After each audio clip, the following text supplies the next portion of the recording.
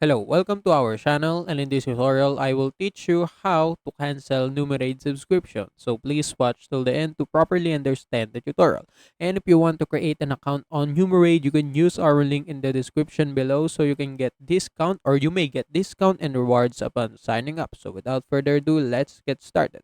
So right here, what you can do is to go to the Numerade website. So on your Google, just search Numerade customer service, and after that you will see this website right here, contact Numerade. Just click on that, and right here you can now have an option to fill up a form about a to fill up a ticket so that you can address your problem. So you just need to input your first name, your last name, and the email that you used in your Numerade account, and also your reason. And on the reason, just click subscription management, and right there just select why are you canceling option. So you now have an option to choose what your reason to cancel your Numerate subscription. So you can just choose whatever you want, whatever your reason is, and on the message you can add more information. Just you can just add, please cancel my subscription, for example, or please help me